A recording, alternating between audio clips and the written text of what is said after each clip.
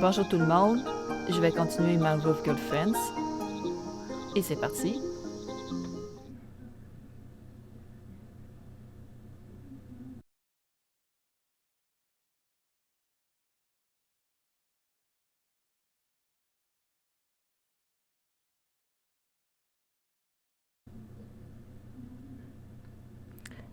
J'observe la transformation de Maria commencer. Mais quelque chose ne va pas.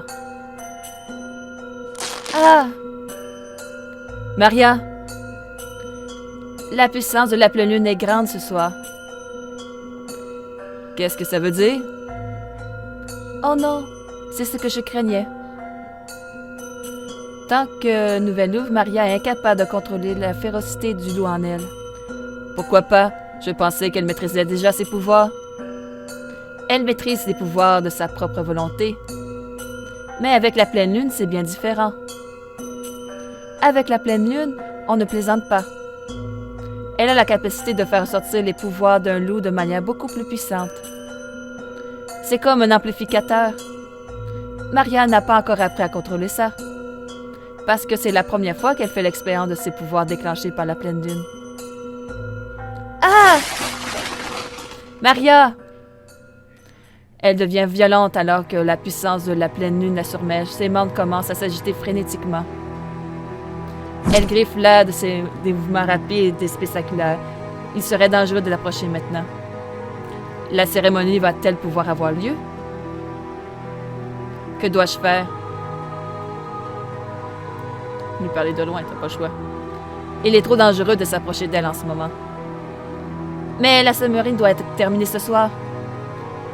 Nous devons trouver un moyen de la calmer. J'essaie de lui parler de loin. Maria! Cela ne sert à rien. Elle continue de grogner et de claquer les mâchoires. Ses yeux ont l'air sauvages.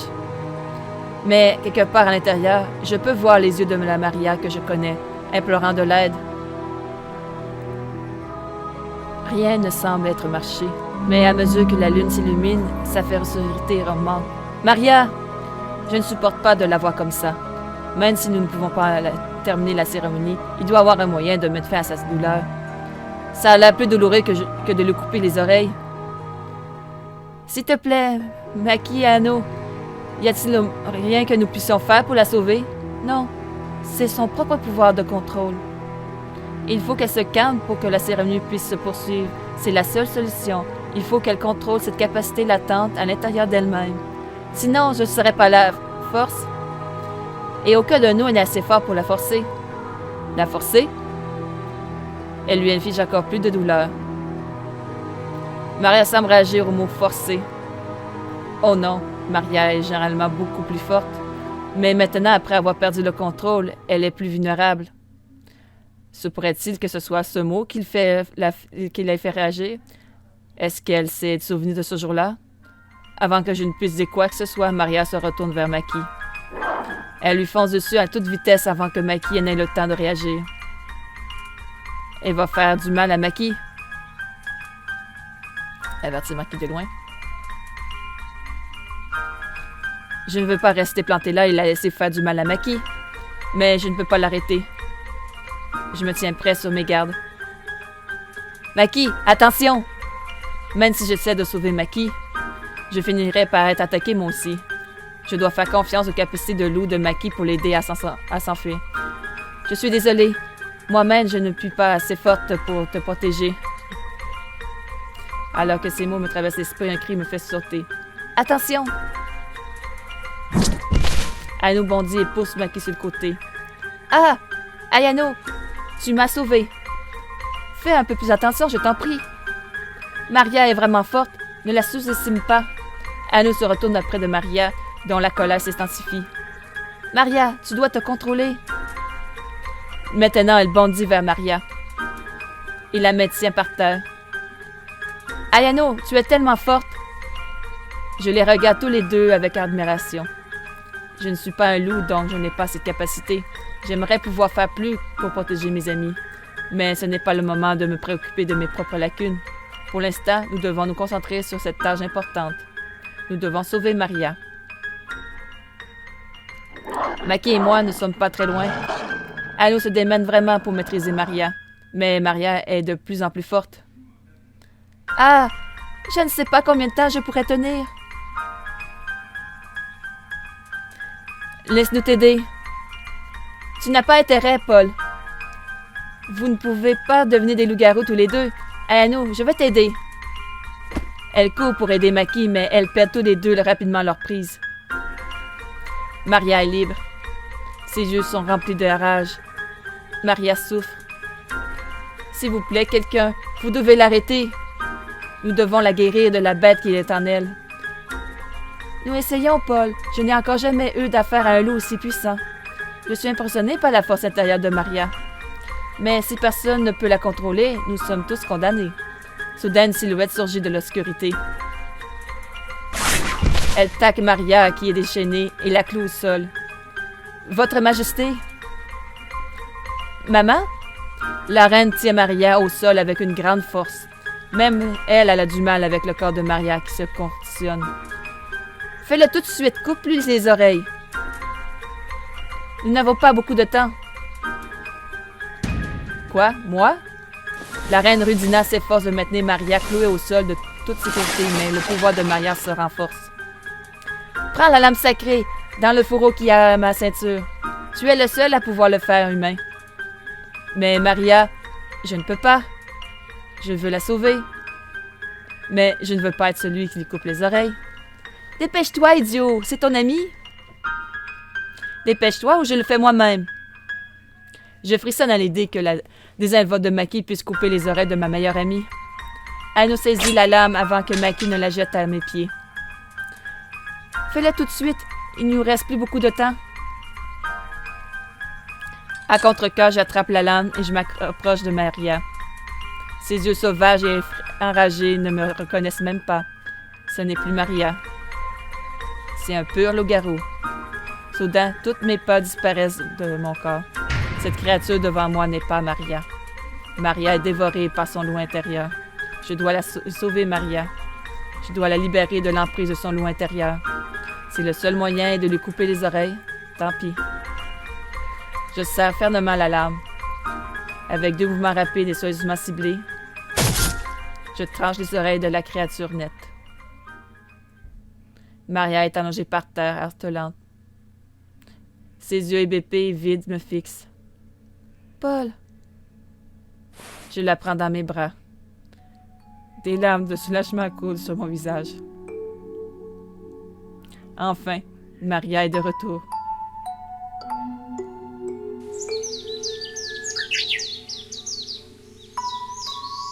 Elle est enfin consciente. Dieu merci, maman.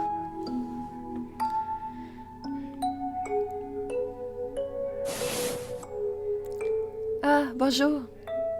Elle s'étire avec un bâillement et se frotte les yeux. Bien qu'elle s'est remise depuis hier soir, Votre Majesté, comment puis-je vous remercier? Vous avez sauvé ma meilleure amie. Non, Paul, tu l'as sauvée. Maria lève les yeux vers moi et sourit. Merci à tous pour votre aide. Merci, Paul. Mais je pense vraiment qu'il est temps de rentrer à la maison maintenant. Oh, ça veut dire que nous devons nous dire au revoir? Ce n'est pas juste. Hé, Paul. Tu peux faire une chose pour moi, Paul? Hein?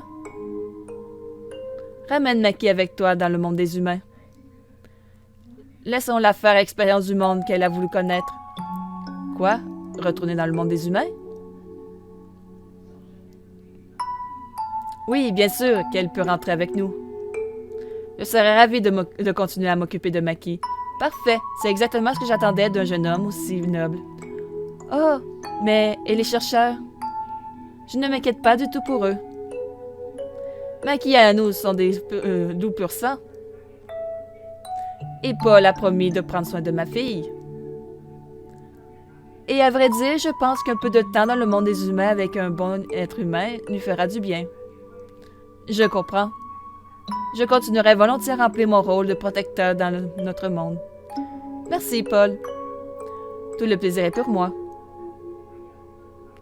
Youpi! Merci, reine maman! Et comme d'habitude, je vais la suivre en tant que responsable. Elle se penche et me chuchote. Tu sais, pour éviter que Maki ait des ennuis. Je me réjouis de vous revoir tous bientôt. Maki sourit de toute fière. Nous prenons nos affaires et nous nous préparons à partir.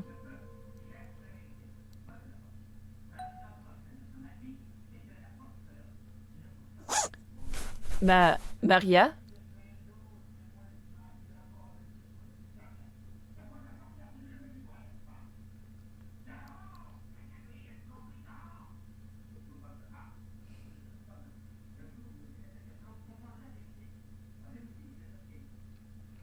Tu rentres vraiment à la maison? Oui, Paul. Paul, j'ai déjà tellement abusé de ton temps.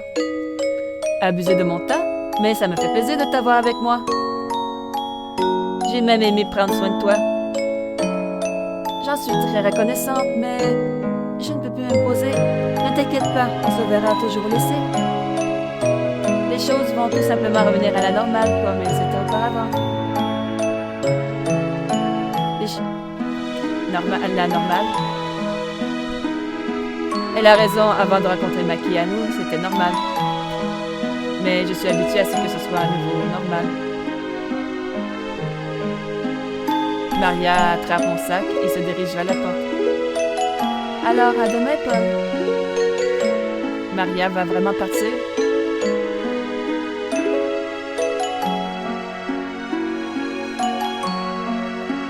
Oui, Maria, je te vois demain. Nous nous lançons un regard à la fois triste et bienveillante. Même si elle va me manquer, c'est pour le mieux. Je suis sûre qu'elle doit aussi s'occuper de ses propres affaires. Paul, j'apprécie vraiment tout ce que tu as fait pour moi. Et rester avec toi va me manquer. Mais il est peut-être bon que nous ayons chacun notre espace maintenant.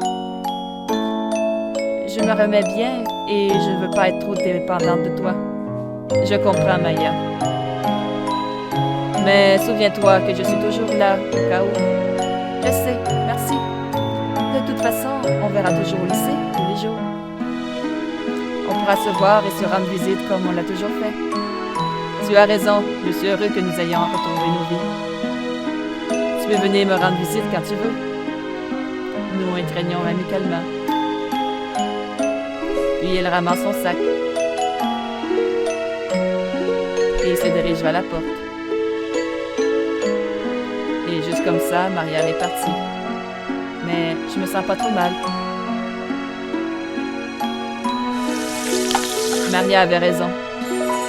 Nous devons tous les deux reprendre nos vies. Et même si nous ne vivons plus dans la même maison, ces dernières semaines nous ont rapprochés encore plus que nous l'avons jamais fait. Maintenant, nous pouvons continuer à vivre nos vies. Tout en apprenant à s'apprécier encore plus.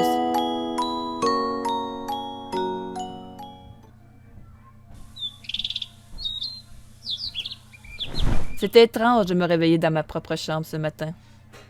Maria me manque toujours un peu. Mais je suis heureux qu'Ayano et Maki soient toujours là. Paul, bonjour. Ayano, tu es magnifique. Elle se tient devant moi toute fraîche et maquillée. Elle porte un sourire géant comme un accessoire. Tu es prêt aujourd'hui? Ah, je suis pas du tout habillée. Paul, tu n'as pas oublié, si?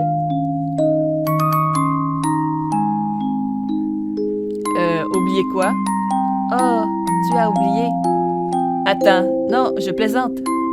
Oh zut, j'avais presque oublié. J'ai promis de passer un peu de temps avec Ayano aujourd'hui. Maki et Maria ont prévu quelque chose ensemble. Alors Ayano et moi avons prévu sortir. Tu es sûr? Oui, Ayano, ne t'inquiète pas.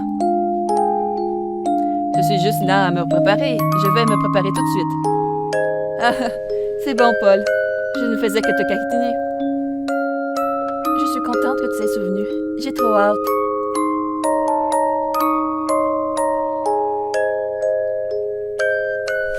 Je me prépare en quelques minutes.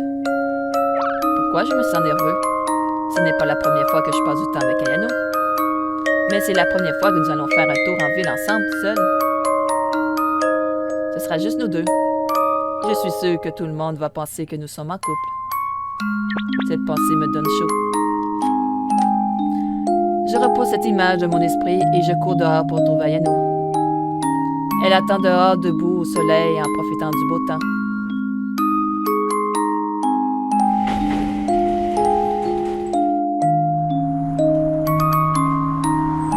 C'est tellement génial. Nous venons juste d'arriver en ville.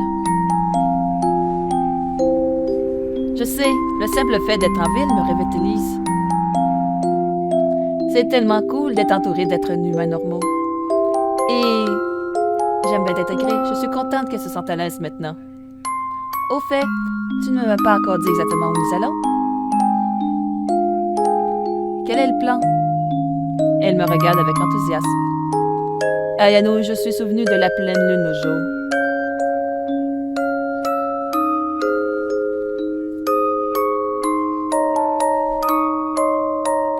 C'était sur ton signe d'anniversaire, pas vrai? Ouais, je suis contente que tu t'en souviennes. Nous n'avons pas pu fêter ça correctement à cause de la cérémonie. Mais maintenant, nous sommes dans le monde des humains. Si je te montrais comment nous célébrons un anniversaire ici. Oh, on peut fêter un anniversaire après la véritable date? Évidemment, nous le faisons tout le temps. Nous appelons cela un anniversaire en retard. Alors aujourd'hui, j'aimerais t'inviter à notre dîner d'anniversaire en retard. Ses yeux brillent d'excitation.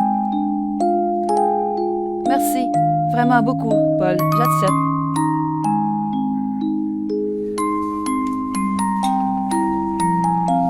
Wow! Je ne peux pas croire que les humains savourent régulièrement de tels repas.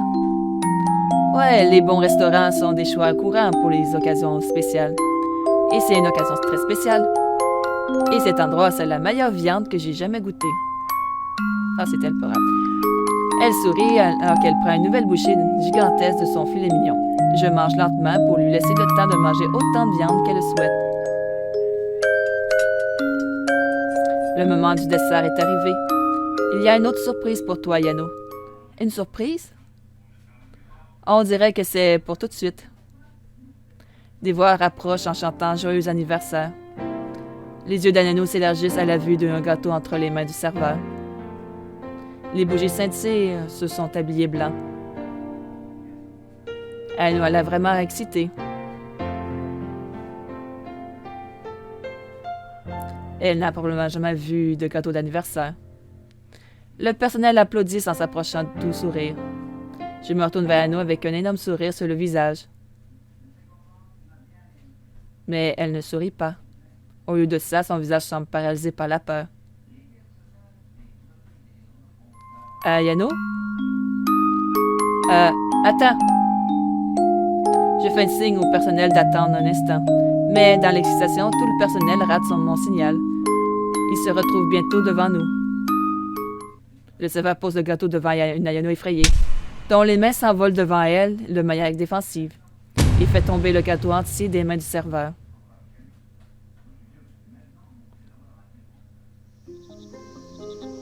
Bon, on verra la suite. Pauvre anniversaire raté. On va voir la suite dans notre prochain épisode. Passez tous une bonne journée, une bonne soirée. À la prochaine. Bye bye!